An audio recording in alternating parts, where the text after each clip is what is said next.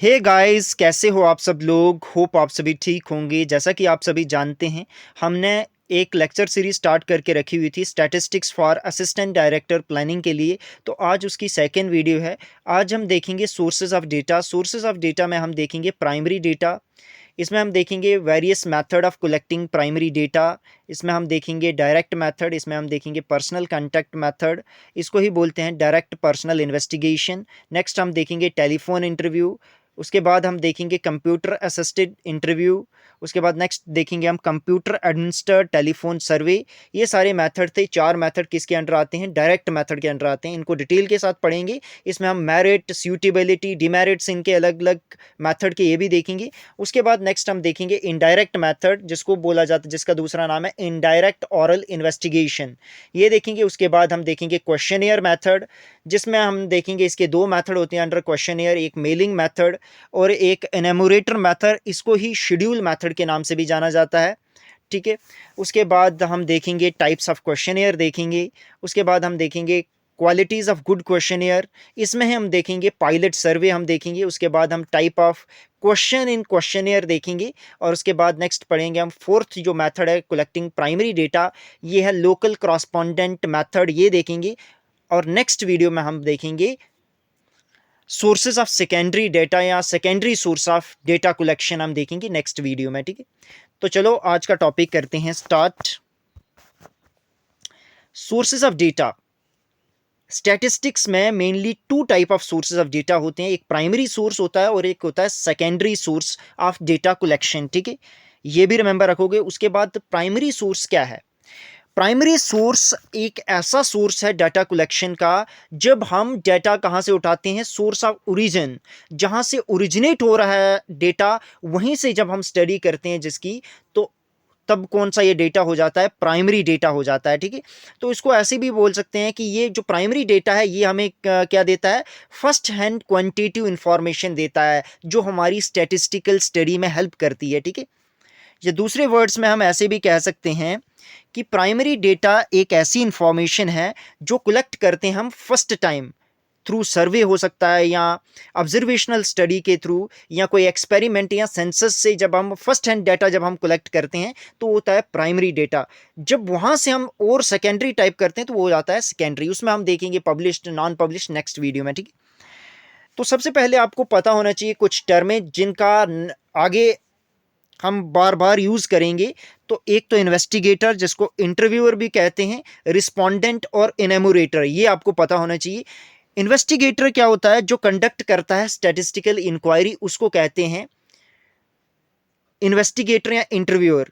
ये आगे इनेमोरेटर भी रखता है, जो खुद कलेक्ट करते हैं, फिर आगे जाकर कलेक्ट करते हैं रिस्पोंडेंट से, जो डेटा कलेक्ट करते हैं उनको कहते हैं इनेमोरेटर। ये अपनी हेल्प के लिए कौन रखते हैं? इन्वेस्टिगेटर। और जो रिप्लाई करता है, जहां से डेटा कलेक्ट करना होता है, वो व्यक्ति कौन होता है? वो होता है रिस्पोंडेंट। ये भी रिमेंबर रखोगे, इसका बार बार यूज होगा आगे। ठीक है। तो इसलिए आपको रिमेंबर रखना है ये भी। उसके बाद नेक्स्ट आगे पढ़ते हैं। अब देखेंगे हम method of collecting primary data. तो क्या क्या मेथड है प्राइमरी डेटा को कलेक्ट करने के लिए? तो पढ़ते हैं one by one. Direct method. Under direct method आपको कितने फोर टाइप ऑफ और मेथड हैं, जो है पर्सनल कांटेक्ट मेथड, जिसको डायरेक्ट पर्सनल इन्वेस्टिगेशन भी बोला जाता है, टेलीफोन इंटरव्यूइंग, उसके बाद कंप्यूटर असिस्टेड इंटरव्यूइंग, CATI, और कंप्यूटर एडमिनिस्टर्ड टेलीफोन सर्वे। ये चार मेथड हैं अंडर डायरेक्ट मेथड। नेक्स्ट हम देखेंगे इनडायरेक्ट मेथड, और इसी को बोला जाता है इनडायरेक्ट ऑरल इन्वेस्टिगेशन। नेक्स्ट रहेगा, नेक्स्ट जो मेथड है प्राइमरी डेटा कलेक्शन का, वो है क्वेश्चनियर मेथड। ठीक है। उसमें हम देखेंगे मेलिंग मेथड, इनेमोरेटर मेथड देखेंगे, और लास्ट मेथड है कलेक्शन ऑफ प्राइमरी डेटा का लोकल क्रॉसपॉन्डेंस मेथड। ठीक है। तो करते हैं वन बाय वन इनको डिटेल के साथ एनालिसिस इनका। डायरेक्ट मेथड की बात करें तो इसमें हमने जैसा कि पहले भी देखा कि पर्सनल कांटेक्ट मेथड या डायरेक्ट पर्सनल इन्वेस्टिगेशन। तो नाम से ही आपको पता है, चल रहा होगा कि यहाँ पे जो इन्वेस्टिगेटर होता है वो डायरेक्टली पर्सनली कलेक्ट करता है रिस्पोंडेंट से या इन्फॉर्मेंट से डेटा। ठीक है। या दूसरे वर्ड्स में ऐसे कह सकते हैं कि इन्वेस्टिगेटर क्या करता है? डायरेक्ट रिलेशन स्थापित करता है किससे? पर्सन से, जो इंफॉर्मेशन देता है, जहां से इंफॉर्मेशन ऑब्टेन करनी होती है। ठीक है। तो इस मेथड की सक्सेस किस पे निर्भर करती है, किस पे निर्भर करती है कि जो इन्वेस्टिगेटर है वो कितना परिश्रमी है, एफिशिएंट है, इम्पार्शियल है और टॉलरेंट कितना है। तो ये सब क्वालिटीज़ अगर इन्वेस्टिगेटर में होंगी तो जो पर्सनल कंटेक्ट मेथड या डायरेक्ट पर्सनल इन्वेस्टिगेशन के थ्रू जो हम डेटा कलेक्ट करेंगे तो वो बहुत ही अच्छा और हेल्पफुल रहेगा। ठीक है, उसके बाद क्या इसकी सुइटेबिलिटी क्या है, पर्सनल कंटेक्ट मेथड की क्या सुइटेबिलिटी है।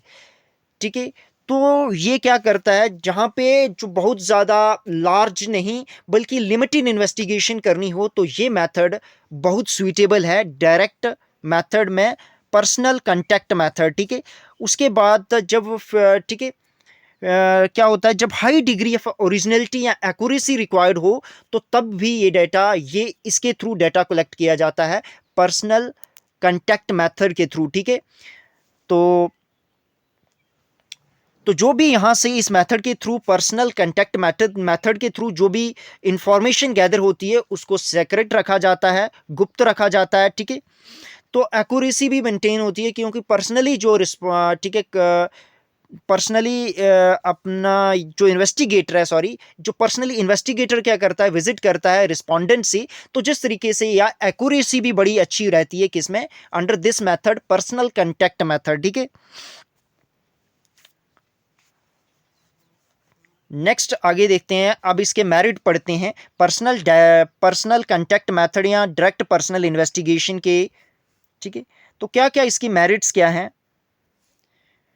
होता कि ओरिजिनलिटी ऑफ डेटा रहता है क्योंकि जो इन्वेस्टिगेटर है वो डायरेक्टली कलेक्ट करता है डेटा रिस्पोंडेंट से, तो जिस वजह से ये डेटा कौन सा होता है, ओरिजिनल डेटा होता है। ठीक है, और एक्यूरेसी भी क्यों होती है, क्योंकि पर्सनली कलेक्ट किया होता है तो एक्यूरेसी भी ज़्यादा होती है इस डेटा की। और रिलायबिलिटी, क्योंकि इंफॉर्मेशन कलेक्ट करता है इन्वेस्टिगेटर खुद, तो जिस तरीके से डेटा की रिलायबिलिटी भी जो है वो बढ़ जाती है। उसके बाद और इंफॉर्मेशन जब इन्वेस्टिगेटर डेटा कलेक्ट कर रहा होता है तो और ज़्यादा भी वो चीज़ों को अध्ययन करता है, जिस तरीके से और रिलेटेड इंफॉर्मेशन भी उसको मिल जाती है अपने स्टैटिस्टिकल स्टडी के लिए। ठीक है, और डेटा, जब एक ही व्यक्ति डेटा कलेक्टेड करता है खुद से, इन्वेस्टिगेटर, तो क्या होता है कि जो डेटा कलेक्ट करेगा वो क्या रहेगा, यूनिफॉर्म डेटा रहेगा। ठीक है, और इलास्टिक भी होता है। क्यों होता है कि वो अपनी मर्जी से कुछ, क्योंकि उसने देखा होता है सब कुछ खुद इन्वेस्टिगेटर ने, तो वो थोड़ी बहुत मैनिपुलेशन करके कर सकता है उसको आगे पीछे। ठीक है, उसके बाद डीमेरिट्स क्या है इसके, इलास्टिक है कि उसको चेंज कर सकते हैं, थोड़ा बहुत एडजस्टमेंट किया जा सकता है। ठीक है, डीमेरिट्स की बात करें तो कौन कौन से डीमेरिट्स हैं पर्सनल कांटेक्ट मेथड या डायरेक्ट पर्सनल इन्वेस्टिगेशन के। ठीक है, तो यहां से भी क्वेश्चन देखने को मिलते हैं और ऐसे भी आपको पता, अपने डिस्क्रिप्टिव राइटिंग लिखनी है तो ये सभी डीमेरिट मेरिट सब कुछ पता होना चाहिए आपको। तो वाइड एरियाज के लिए ये अच्छा मेथड नहीं है पर्सनल कांटेक्ट मेथड। वाइड, जब बहुत बड़ा एरिया हो तो उसको स्टडी करने के लिए ये मेथड अच्छा नहीं है। ठीक है, पर्सनल बायस भी हो सकता है। क्यों हो सकता है, क्योंकि जब इन्वेस्टिगेटर पर्सनली जाता है कलेक्ट करने के लिए डेटा, तो अगर वो बायस्ड है तो डेटा भी क्या रहेगा, बायस हो जाएगा। ठीक है, जिससे उसकी जो डेटा की क्रेडिबिलिटी है वो लूज हो जाएगी। ठीक है, और एक तो क्या है कि इन्वेस्टिगेटर जो है पर्सनली विजिट करता है। ठीक है, जिस वजह से क्या होता है कि ये डेटा, ये मेथड बड़ा कॉस्टली हो जाता है। ठीक है, चाहे वो टाइम के नज़र से देखें, मनी और एफर्ट बहुत ज़्यादा लगते हैं इसमें, और इसकी क्या है, कवरेज बड़ी लिमिटेड है। ठीक है, क्योंकि स्मॉल एरिया ही इसमें इन्वेस्टिगेशन की जाती है, तो जिस वजह से क्या है कि ये बड़ा लेस रिप्रेजेंटेड होता है और कभी कभी रॉन्ग कंक्लूजन भी लीड होते हैं इसी मेथड के थ्रू, पर्सनल कांटेक्ट मेथड के थ्रू या डायरेक्ट पर्सनल इन्वेस्टिगेशन के थ्रू। नेक्स्ट, डायरेक्ट मेथड के अंडर हम देखते हैं टेलीफोन इंटरव्यूइंग। ठीक है, इंटरव्यूइंग, टेलीफोन इंटरव्यूइंग की बात करें तो क्या होता है कि इसमें किस तरीके से डेटा कलेक्ट किया जाता है, थ्रू टेलीफोन करके। ठीक है, फोन करके डेटा कलेक्ट किया जाता है। ठीक है, मोबाइल फोन के थ्रू। ठीक है, रिस्पोंडेंट से, तो ये टाइम भी सेव करता है और कॉस्ट भी सेव करता है, तो और गुड अमाउंट ऑफ एक्यूरेसी भी इसके थ्रू मेंटेन रहती है। नेक्स्ट क्या है, computer assisted telephone interviewing, CATI। Under this method क्या होता है कि कंप्यूटर की हेल्प से कॉल की जाती है और फिर क्या किया जाता है कि इमीडिएट जो रिस्पॉन्स करते हैं रिस्पोंडेंट, टर्मिनल और पर्सनल कंप्यूटर के थ्रू, वॉइस के थ्रू वो डाटा इंटर किया जाता है। ठीक है, तो present day market research organisation throughout the world use करते हैं ये कंप्यूटर असिस्टेड टेलीफोन इंटरव्यू, ठीक है। ये भी एक मेथड था अंडर डायरेक्ट मेथड। उसके बाद है कंप्यूटर एडमिनिस्टर्ड टेलीफोन सर्वे। अब सब काम कौन करता है? कंप्यूटर करता है। यहाँ पे अब किसी भी इंडिविजुअल की ज़रूरत नहीं पड़ती, पर सभी काम कौन करेगा? कंप्यूटर करेगा। ये वॉइस मैसेज भेजेगा, वॉइस कॉल करेगा, और खुद एक टाइम बाद क्या होगा, वो कॉल कट हो जाएगी, क्वेश्चन पूछे जाएंगे, ठीक है, एआई के थ्रू। और फिर जो रिस्पोंडेंट है वो जो है वो डाटा फीड करेंगे, देंगे, और उस वजह से क्या होगा कि डाटा फीड कर दिया जाएगा ऑटोमेटिकली कंप्यूटर के थ्रू ही, ठीक है। तो ये भी मेथड बहुत ही एफिशिएंट है, और ये इसके थ्रू क्या होता है, टाइम सेव होता है, कॉस्ट भी, और पर्सनल बाइस भी बहुत हद तक जो है कम हो जाता है अंडर कंज्यूमर एडमिनिस्टर्ड टेलीफोन सर्वे, ठीक है। तो ये 4 मेथड थे अंडर डायरेक्ट। नेक्स्ट अब हम देखते हैं इनडायरेक्ट मेथड या इनडायरेक्ट ऑरल इन्वेस्टिगेशन, ठीक है। ठीक है, तो इनडायरेक्ट मेथड, ठीक है, ये कब लगा, इस मेथड को यूज कब किया जाता है? जब बड़ी डिफिकल्टी आती है रिस्पोंडेंट से इंफॉर्मेशन गेट करने के लिए, या जो रिस्पोंडेंट है वो विलिंगनेस नहीं होता, वो देना अपनी मर्जी से डेटा देता नहीं है, तो इस केसेस में इनडायरेक्ट मेथड का यूज किया जाता है, या इनडायरेक्ट ऑरल इन्वेस्टिगेशन यूज होता है ये मेथड प्राइमरी डेटा को कलेक्ट करने के लिए, ठीक है। तो इस केस में जो इंफॉर्मेशन है वो किससे कलेक्ट की जाती है? वो रिस्पोंडेंट से नहीं कलेक्ट की जाती, बल्कि थर्ड पार्टी से कलेक्ट की जाती है, जो जानता होगा रिस्पोंडेंट को, ठीक है, जिससे हमने कलेक्ट करना था डेटा, उसको जानता है कोई थर्ड पर्सन। तो वहां से जब हम कलेक्ट करते हैं डेटा, तो वो कौन सा डेटा आ जाता है? इनडायरेक्ट मेथड में आ जाता है, या इनडायरेक्ट ऑरल इन्वेस्टिगेशन में आ जाता है under primary source of data, ठीक है।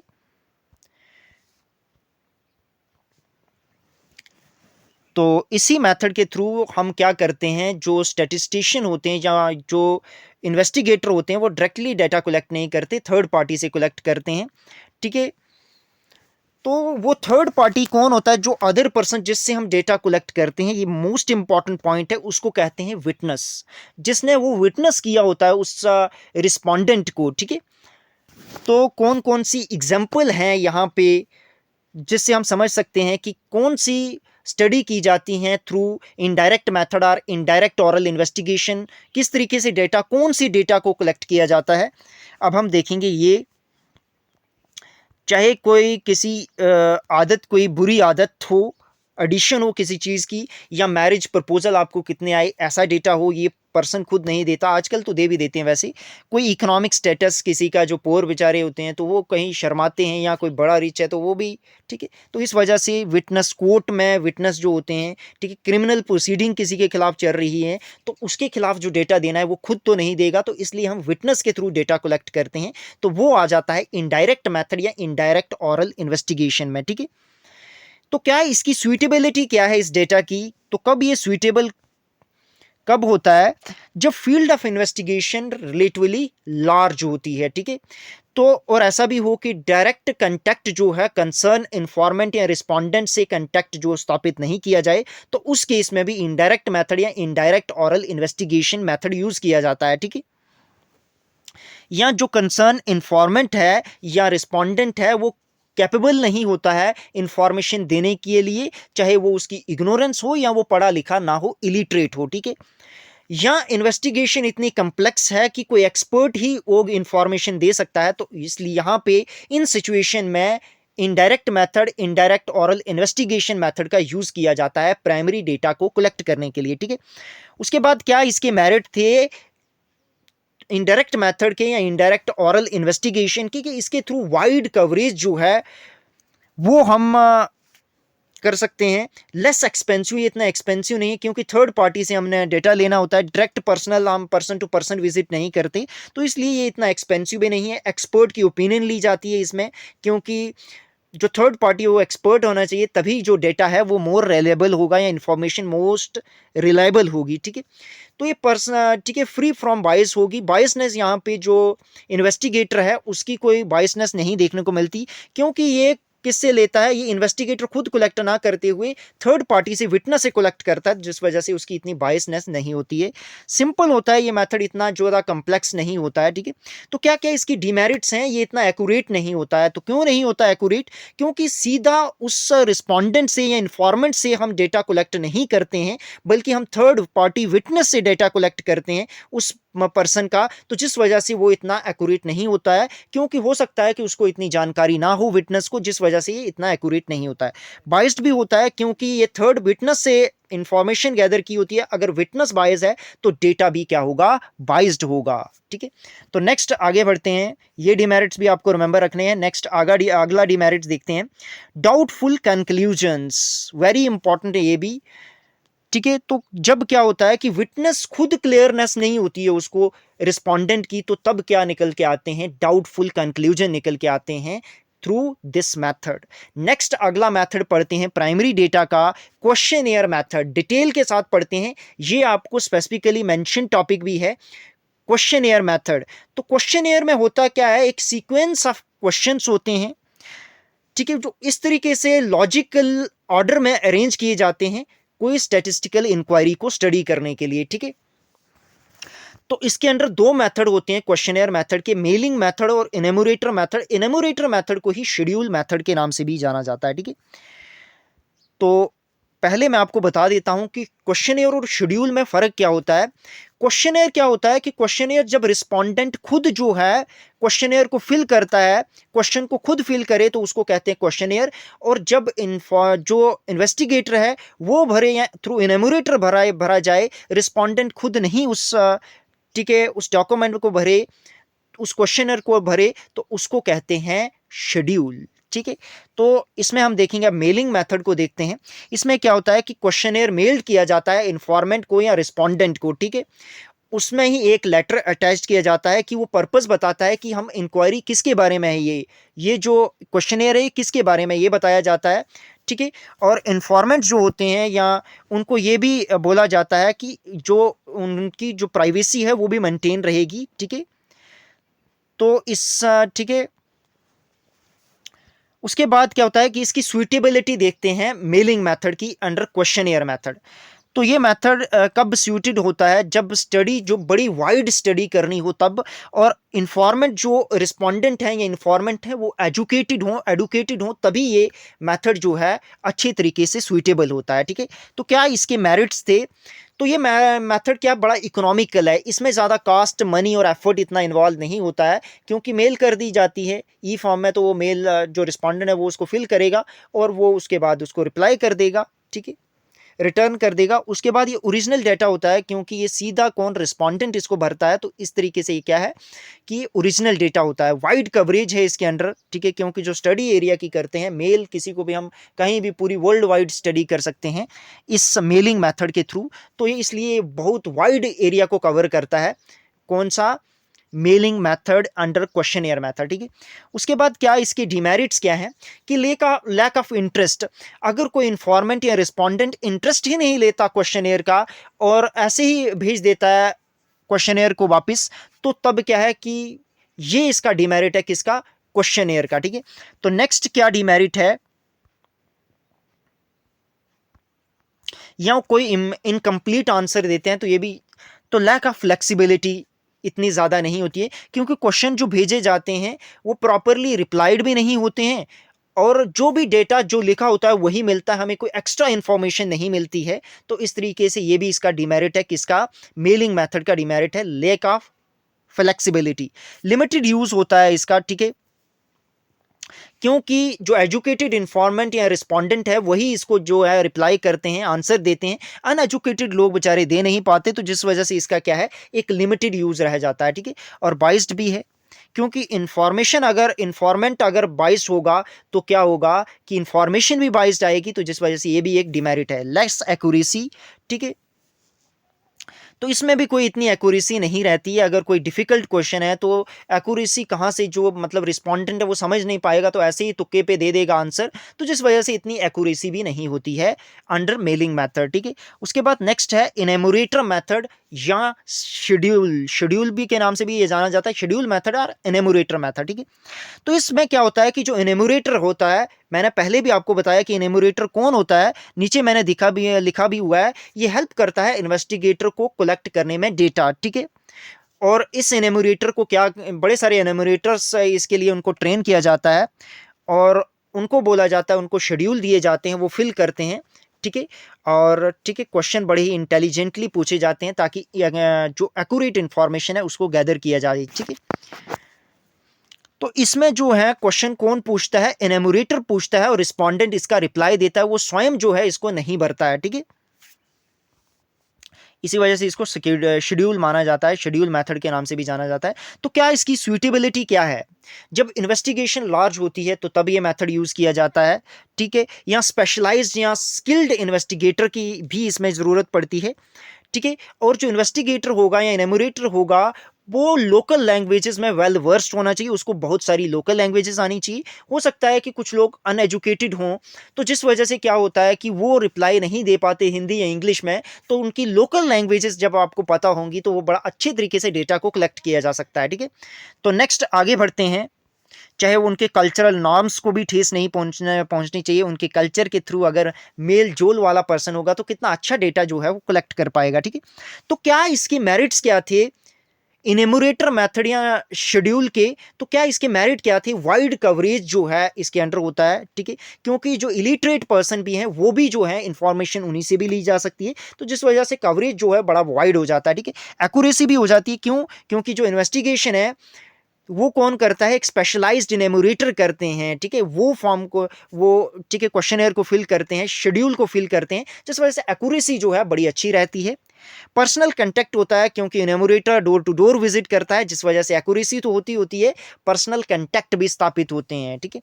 उसके बाद इम्पार्शलिटी होती है, जो question as it is schedule में जो इनेमोरेटर है वो पूछते हैं और जिस वजह से क्या होता है कि रिस्पोंडेंट उसका रिप्लाई करते हैं, तो इतना इम्पार्शलिटी नहीं होती है इसमें, ठीक है। कंप्लीटनेस होती है, ठीक है। जो भी क्वेश्चन होंगे उनको एनेमोरेटर खुद फिल करता है, तो जिस तरीके से कंप्लीटनेस भी रहती है अंडर एनेमोरेटर मेथड और शेड्यूल मेथड, ठीक है। तो क्या इसकी डिमेरिट थी, एक्सपेंसिव हो जाता है क्योंकि बड़े सारे इन्वेस्टिगेटर क्या करते हैं, ट्रेन करते हैं एनेमोरेटर को, तो जिसमें कास्ट बड़ी ज़्यादा आती है, तो इसलिए ये एक्सपेंसिव मेथड है, ठीक है। एनेमोरेटर इतने ज़्यादा अच्छे अवेलेबल नहीं होते, अगर अवेलेबल हों भी तो इतने एफिशिएंट नहीं होते, तो जिस वजह से डेटा या इन्फॉर्मेशन सफ़र करती है, ठीक है। टाइम कंज्यूमिंग होता है क्योंकि एनेमोरेटर को एक स्पेशलाइज्ड ट्रेनिंग देनी पड़ती है किसी इन्वेस्टिगेशन के लिए, तो जिस वजह से ये बहुत टाइम कंज्यूमिंग मेथड है, ठीक है। प्राइवेट इन्वेस्टिगेशन के लिए सूटेबल नहीं है क्योंकि ये बड़ा एक्सपेंसिव है, तो जिस वजह से प्राइवेट इन्वेस्टिगेशन प्राइवेट लोग इसको अफोर्ड नहीं कर पाते, तो ये भी इसका डिमेरिट है किसका, एनेमोरेटर मेथड का या शेड्यूल शेड्यूल मेथड का, ठीक है। उसके बाद पार्शियलनेस भी इधर आ जाती है, अगर एनिमोरेटर जो है वो बाइज्ड होगा तो डेटा भी एक्यूरेट नहीं होगा, ये भी अच्छे तरीके से कंप्लीट डेटा हमें नहीं मिलेगा, ठीक है। तो अब देखते हैं हम टाइप्स ऑफ क्वेश्चनियर, यहाँ से भी क्वेश्चन देखने को मिलते हैं, चाहे आपके ऑब्जेक्टिव एग्जाम हो या सब्जेक्टिव। तो यहाँ पे मैं स्पेशली पढ़ा रहा हूँ असिस्टेंट डायरेक्टर प्लानिंग के लिए, तो ये तो मोस्ट इंपॉर्टेंट बन जाता है, यहाँ से भी क्वेश्चन देखने को मिलते हैं। तो क्या है, कौन कौन से टाइप हैं, स्ट्रक्चर्ड अनडिस्गाइज्ड क्वेश्चनियर। तो क्या होता है ये क्वेश्चनियर, कौन सा क्वेश्चनियर है, ठीक है। इसमें दो तरीके के क्वेश्चन पूछे जाते हैं, स्ट्रक्चर्ड और अनडिस्गाइज्ड क्वेश्चन पूछे जाते हैं, ठीक है। स्ट्रक्चर होता है जिसमें डिटरमाइंड प्री डिटरमाइंड क्वेश्चन होते हैं, क्वेश्चन पहले से दिए होते हैं और रिस्पोंडेंट को उनको फिल करना होता है एज इट इज ही आंसर देके, तो वो कौन से आ जाते हैं, स्ट्रक्चर्ड आ जाते हैं। अनडिस्गाइज्ड मतलब वो डायरेक्टली क्वेश्चन पूछे जाए हैं, कोई हिडन नहीं होते हैं, डिस्गाइज्ड होता है ना हिडन, बट अनडिस्गाइज्ड मतलब अनहिडन क्वेश्चन होते हैं, डायरेक्ट क्वेश्चन पूछे जाते हैं, ठीक है। तो यहाँ पे मैंने एग्जांपल भी दी हुई है, जैसे कि कोई 4 प्रोडक्ट है ए बी सी डी और कस्टमर को पूछा जाता है कोई एक प्रोडक्ट को आप सिलेक्ट करें जो आप प्रेफर्ड प्रोडक्ट करते हैं, तो ये कौन सा आ जाता है, कौन से क्वेश्चनर में आ जाता है, ये आता है स्ट्रक्चर्ड अनडिस्गाइज्ड क्वेश्चनर, ठीक है। तो नेक्स्ट अगला क्वेश्चनर पढ़ते हैं, type of questionnaire unstructured undisguised questionnaire. तो अनस्ट्रक्चर्ड क्या होता है कि फ्री क्वेश्चन पूछे जाते हैं, कोई भी क्वेश्चन आ सकता है, कोई लिमिट नहीं होती है उस क्वेश्चन के आंसर की, ठीक है। फुल फ्रीडम होती है रिस्पोंडेंट को कि वो आंसर दे सकता है उस क्वेश्चन का, ठीक है। ऐसा बोल सकते हैं कि आंसर जो है वो पहले से डिसाइड नहीं होता है, ठीक है। और अनडिस्गाइज्ड मैंने पहले भी बताया कि डायरेक्ट वे होता है क्वेश्चन को आस्क करने का, ठीक है। एग्जाम्पल के थ्रू समझते हैं। जब किसी कस्टमर को बोला जाता है कि आप कौन सा प्रोडक्ट जो है वो प्रेफर्ड करते हैं किसी कैटेगरी में, तो ऐसे क्वेश्चन आ जाते हैं अनस्ट्रक्चर्ड अनडिस्गाइज्ड में आते हैं ये, ठीक है। उसके बाद है next structure disguised question. Structure disguised होता है क्वेश्चन, ऐसे क्वेश्चन जो डिटरमाइंड होते हैं एडवांस में, और डिस्गाइज्ड होता है जो इनडायरेक्ट वे में क्वेश्चन पूछे जाते हैं या हिडन वे में पूछे जाते हैं, तो उनको कहते हैं स्ट्रक्चर डिस्गाइज्ड क्वेश्चन, ठीक है। जो कस्टमर होता है उसको एग्जैक्ट पर्पस या इंटेंशन इन क्वेश्चन की पता नहीं होती है, बट वो इजीली आंसर दे पाता है, ठीक है। जैसे एग्जांपल के थ्रू समझते हैं, which of the following product is more harmful. तो ऐसा पूछा कि कौन सा प्रोडक्ट मोस्ट हार्मफुल है और क्यों है, तो जिस वजह से हिडन मीनिंग भी पता लग जाता है। तो उसके बाद नेक्स्ट क्वेश्चन एयर का टाइप है अनस्ट्रक्चर्ड डिस्गाइज्ड क्वेश्चन, ठीक। यहाँ पे जो क्वेश्चन है वो जो रिस्पॉन्स आंसर जो है वो डिटरमाइंड नहीं होता है या फिक्स्ड नहीं होता है। रिस्पोंडेंट जो है फ्रीडम होती है कि वो कोई भी आंसर दे सकता है, और डिस्गाइज जिसका मतलब है हिडन, ये हमने पहले भी आपको बताया बार बार। एग्जाम्पल के थ्रू समझते हैं। यहां पे देखो मैंने लिखी हुई एक example, which motor bike is more risky. कौन सी मोटर बाइक मोर रिस्की है और क्यों है, यहां से भी आपको मिलेगा। तो ये सारे थे टाइप्स ऑफ क्वेश्चनियर। नेक्स्ट हम देखते हैं क्वालिटीज क्या होनी चाहिए। एक गुड क्वेश्चनियर की कुछ क्वालिटीज होती हैं, तो यहां से भी क्वेश्चन देखने को मिलते हैं, ठीक है। तो इसलिए मैंने यहां भी इनकैलकुलेट कर दिया हुआ है ये भी। तो क्या होना चाहिए, एक क्वेश्चनियर में लिमिटेड नंबर ऑफ क्वेश्चन होने चाहिए, अनलिमिटेड क्वेश्चन नहीं होने चाहिए, ठीक है। एक लिमिटेड क्वेश्चन होना चाहिए, ठीक है। और जो ऐसे क्वेश्चन हो जो आपकी इंक्वायरी है, जो स्टैटिस्टिकल इंक्वायरी, उसके पर्पस को फुलफिल करें, उससे रिलेट करें, तो ऐसा ही क्वेश्चन होने चाहिए। इसलिए लिमिटेड नंबर ऑफ क्वेश्चन होने चाहिए एक अच्छे क्वेश्चनियर में, ठीक है। उसके बाद सिंपलिसिटी होनी चाहिए, जो भी लैंग्वेज होगी वो एकदम लूसिड क्लियर और सिंपल लैंग्वेज होनी चाहिए। क्वेश्चन शॉर्ट होना चाहिए, लेंथी और कॉम्प्लेक्स क्वेश्चन नहीं पूछे जाने चाहिए। मैथमेटिकल क्वेश्चन को अवॉइड करना चाहिए। अगर मैथमेटिकल क्वेश्चन होते भी हैं तो उनको कौन फिल करेगा, इनैमोरेटर फिल करेंगे, या ठीक है, रिस्पोंडेंट नहीं, इन्वेस्टिगेटर या इनैमोरेटर ही उसको खुद फिल करेंगे उन क्वेश्चन को, मैथमेटिकल क्वेश्चन को, ठीक है। प्रॉपर ऑर्डर होना चाहिए क्वेश्चन का, ठीक है। प्रॉपर ऑर्डर में प्लेस्ड होने चाहिए क्वेश्चन सीक्वेंस वाइज। उसके बाद अनडिजायरेबल क्वेश्चन को अवॉइड करना होगा, ठीक है, रिस्पोंडेंट को नहीं पूछने होंगे ऐसे क्वेश्चन, ठीक है। उसके बाद कोई कंट्रोवर्शियल क्वेश्चन भी नहीं पूछने हैं। उसके बाद कैलकुलेशन जो भी हैं, तो कैलकुलेशन जो है होनी नहीं चाहिए फिलहाल, तो अवॉइड करनी चाहिए। अगर होती भी हैं तो इन्वेस्टिगेटर खुद करेगा उन कैलकुलेशन को, ठीक है, उस कैलकुलेशन जॉब को। उसके बाद जैसे ही ये होता है तो एक क्वेश्चनियर बनता है, तो उसकी प्री टेस्टिंग भी होनी चाहिए, एक पायलट सर्वे हो, ठीक है। कुछ क्वेश्चन जो है इन्फॉर्मेंट से ट्रायल बेसिस पे पूछे जाएं, उनका आंसर में अगर कोई डिफिकल्टी आती है तो क्वेश्चनियर को रीफ्रेम्ड किया जाए, ठीक है। तो इसीलिए इस ये टेक्निकली इसको क्या बोला जाता है, प्री टेस्टिंग को क्या बोला जाता है, पायलट सर्वे बोला जाता है, ठीक है। तो इंस्ट्रक्शन भी मेंशन करनी चाहिए, क्लियर कट इंस्ट्रक्शन मेंशन होनी चाहिए फिल फॉर्म करने से पहले। उसके बाद क्रॉस वेरिफिकेशन होनी चाहिए क्वेश्चनियर की, और रिक्वेस्ट करनी है बाद में कि रिटर्न करने। ये थे सारी क्वालिटीज एक अच्छे क्वेश्चनियर की, ठीक है। अब कुछ टाइप्स ऑफ क्वेश्चन देखते हैं जो क्वेश्चनियर में होते हैं।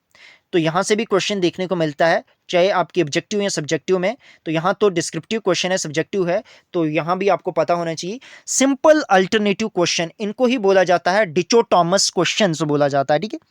तो इसमें क्या कि इसमें होते हैं ऐसे क्वेश्चन होते हैं yes no, right wrong, good bad. तो ऐसे जो क्वेश्चन होते हैं वो आते हैं सिंपल अल्टरनेटिव क्वेश्चन या डिचोटॉमस क्वेश्चन में बोले जाते हैं उनको। जैसे एग्जांपल है do you have a car, तो जहां पे आंसर होता है यस या नो में आंसर होता है तो उसको कहते हैं डिचोटॉमस।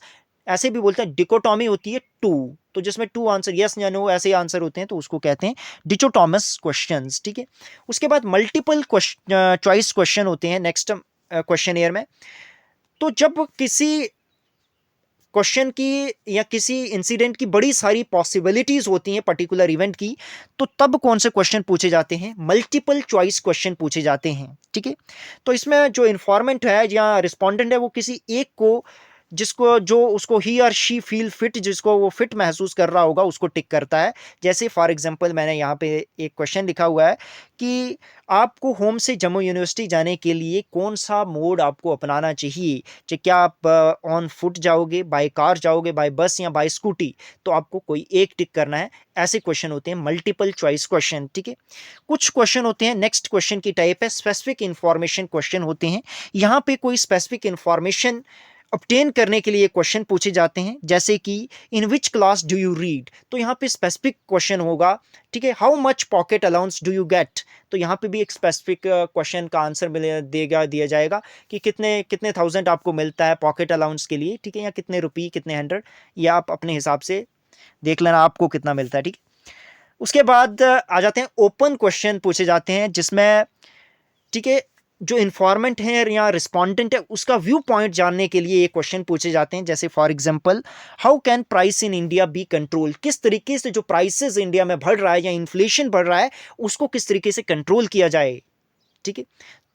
उसके बाद एक और नेक्स्ट एग्जांपल देखते हैं, how can power shortage in the country be overcome, India में पावर शॉर्टेज भी है तो ये क्या इसके किस तरीके से इसको ओवरकम किया जाए, क्या रीजन है। तो ऐसे क्वेश्चन कौन से होते हैं, ओपन क्वेश्चन में आते हैं, ठीक है। उसके बाद लास्ट पढ़ते हैं, last method of collecting primary data क्या है, लोकल कॉरस्पॉन्डेंट मेथड, ठीक है। तो इसमें क्या होता है कि इन्वेस्टिगेटर क्या करता है, लोकल एजेंट को या कॉरस्पॉन्डेंट को डिफरेंट प्लेसेस पे अपॉइंट करता है, और जो क्या करते हैं on the behalf of investigator क्या करते हैं, अलग अलग लोकेलिटी से डेटा को ट्रांसमिट करते हैं, ठीक है, इन्वेस्टिगेटर को या मेन हेडक्वार्टर को, ठीक है। तो ये मेथड मेनली कौन अडॉप्ट करता है, न्यूज़पेपर एजेंसी या गवर्नमेंट एजेंसीज इस मेथड को अडॉप्ट करती हैं, लोकल कॉरस्पॉन्डेंट मेथड को, ठीक है। जैसे एग्जांपल के थ्रू समझते हैं, सेंट्रल स्टैटिस्टिकल ऑर्गेनाइजेशन सीएसओ, ठीक है, उसका कौन सा लोकल कॉरस्पॉन्डेंट, उसका कौन सा, एक गवर्नमेंट ऑफ इंडिया की ऑर्गेनाइजेशन है सेंट्रल स्टैटिस्टिकल ऑर्गेनाइजेशन, तो उसके लोकल कॉरस्पॉन्डेंट कौन है, national sample survey office NSSO, ठीक है। तो ये इसका लोकल कॉरस्पॉन्डेंट है किसका, सीएसओ का, ठीक है। ऐसे ही न्यूज़पेपर पब्लिशर अपॉइंट करता है अपने एजेंट कलेक्ट करने के लिए न्यूज़, डेली न्यूज़ के लिए, ठीक है। वो कलेक्ट करते हैं अपनी अपनी लोकेलिटी से डेटा, और ठीक है फिर पब्लिशर के पास भेज देते हैं, और फिर जाके यहाँ हेड ऑफिस को भेज देते हैं, और फिर पब्लिश होती है न्यूज़, ठीक है। तो क्या इसकी सूटेबिलिटी क्या थी इस डेटा की, लोकल कॉरस्पॉन्डेंट मेथड की, ठीक है। तो ये मेथड क्या है, यहाँ पे रेगुलर और कंटिन्यूस इंफॉर्मेशन जहाँ पे नीडेड होती है तो वहाँ पे ये सूटेबल है, ठीक है, लोकल कॉरस्पॉन्डेंट मेथड, ठीक है। जब investigation area of investigation large होता है तो तब भी ये मेथड यूज़ होता है। उसके बाद ठीक है ये कहाँ पे यूज़ होता है, जर्नल, मैगजीन, रेडियो, टीवी के में भी ये जो मेथड है ये अप्लाई होता है, जहाँ पे very high degree of accuracy की ज़रूरत पड़ती है। जहाँ पे बहुत ज़्यादा हाई एक्यूरेसी की ज़रूरत नहीं पड़ती है तो वहाँ पे ये सूटेबल है डेटा मेथड कौन सा, लोकल कॉरस्पॉन्डेंट मेथड, ठीक है। तो क्या क्या इसके मेरिट्स क्या क्या हैं, लोकल कॉरस्पॉन्डेंट मेथड के क्या क्या मेरिट्स हैं, ये इकोनॉमिकल है, ठीक है। तो टाइम, मनी और एफर्ट इसमें ज़्यादा इन्वॉल्व नहीं होता है इन्वेस्टिगेटर का, बल्कि इनैमोरेटर इसमें, ठीक है, कलेक्ट करते हैं डेटा, एनामोरेटर और क्रॉसपॉन्डेंट, ठीक है, एनामोरेटर नहीं क्रॉसपॉन्डेंट। वाइड कवरेज है क्योंकि इन्वेस्टिगेशन बड़े सारे जो क्रॉसपॉन्डेंट होते हैं अलग अलग जगहों से तो वो देते रहते हैं, तो जिस वजह से वाइड कवरेज जो होता है वो कवर हो जाता है। उसके बाद कंटिन्यूटी भी रहती है क्योंकि क्रॉसपॉन्डेंट सप्लाई करते ही रहते हैं रेगुलर बेस पे इंफॉर्मेशन, तो जिस वजह से ये क्या है, एक कंटिन्यूटी भी बनी रहती है। तो ये भी इसका मेरिट है किसका, लोकल क्रॉसपॉन्डेंट मेथड का, ठीक है। उसके बाद क्या इसके डीमेरिट क्या है, लॉस ऑफ ओरिजिनलिटी, क्योंकि जो डेटा है वो, ठीक है, वो कहाँ कौन उठाता है, कौन क्रॉसपॉन्डेंट भेजते हैं, तो जो इन्वेस्टिगेटर है वो खुद कलेक्ट नहीं करता, जिस वजह से वो इतना ओरिजिनल डाटा नहीं होता है। तो यूनिफॉर्मिटी भी नहीं होती है क्योंकि ये भी क्रॉसपॉन्डेंट के थ्रू डाटा कलेक्ट किया जाता है, तो अलग अलग क्रॉसपॉन्डेंट के थ्रू, जिस वजह से एक यूनिफॉर्मिटी, एक जैसा डेटा नहीं रहता है। पर्सनल बाइस भी देखने को मिलता है क्योंकि अगर क्रॉसपॉन्डेंट बाइस होगा तो डेटा जो भेजेगा, वो इंफॉर्मेशन भेजेगा, वो भी क्या होगी, बाइस होगी, ठीक है। और एक्यूरेट भी इतनी नहीं होगी क्योंकि अगर वो जो क्रॉसपॉन्डेंट है वो इतने अच्छे तरीके से कलेक्ट नहीं करता डेटा, तो एक्यूरेसी भी कहाँ होगी फिर, ठीक है। तो ये था आज का टॉपिक। आज हमने देखा डिटेल के साथ सोर्स ऑफ डेटा में प्राइमरी डेटा के अलग अलग मेथड देखे, क्वेश्चनियर देखा डिटेल के साथ, ठीक है। और कल हम देखेंगे secondary source of data collection, ठीक है। तो आज का टॉपिक यही होता है। एंड आपको ये वीडियो कैसी लगी? अगर आपको ये वीडियो इन्फॉर्मेटिव लगी तो अपने फ्रेंड लोगों के साथ ज़्यादा से ज़्यादा शेयर करें, इस वीडियो को लाइक करें। अगर कोई क्वेरी है तो कमेंट करें, इस चैनल को सब्सक्राइब करें इन डेप्थ को। मैं आपको डिस्क्रिप्शन में टेलीग्राम ग्रुप का लिंक भी दे दूंगा, फर्दर अपडेट के लिए उसको भी ज्वाइन कर सकते हो। धन्यवाद, thank you for watching this video.